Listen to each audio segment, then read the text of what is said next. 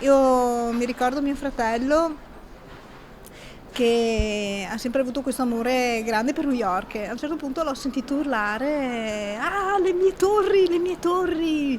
È tutto distrutto, è tutto vero!" Perché sembrava un film. Perché sembrava un film. Sembrava un film, la primissima sensazione di tutti quando i contorni della tragedia si delineavano di minuto in minuto, facendo largo alla paura per il presente e all'incertezza per il futuro, al senso di smarrimento che ciascuno dei trevigiani che abbiamo sentito ci ha saputo descrivere a distanza di 20 anni.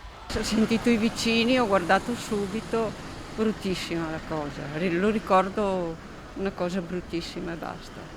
E a distanza di 20 anni cosa c'è rimasto? Ancora, ho visto le immagini giorni fa e mi impressiona ancora. Internet era andato in tilt, non si sapevano le notizie ancora frammentarie che si sentivano in giro.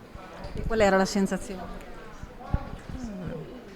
Un po' di estrema stranezza, un po' di panico perché essere in contatto col mondo non eravamo più abituati. Dovevo andare a prendere i bambini dalla scuola, era anche, pensavi al futuro delle generazioni, anche questo. Chi ci racconta del senso di isolamento tra le mura domestiche, quando anche i programmi per i bimbi subivano lo squarcio, la finestra sul tragico presente, su quella che per i più piccoli sarebbe diventata una pagina di storia. Io stavo guardando la TV con mio figlio di 3 anni, la TV per i bambini, che era pomeriggio da noi, e all'improvviso hanno interrotto tutto.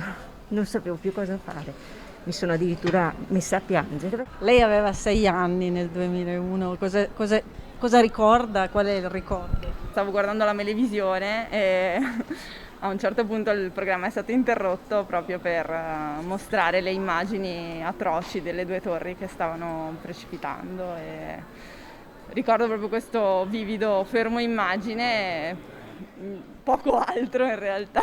Chi custodisce negli occhi e nel cuore le immagini di dolore e chi oggetti a suggello di quel cambiamento epocale?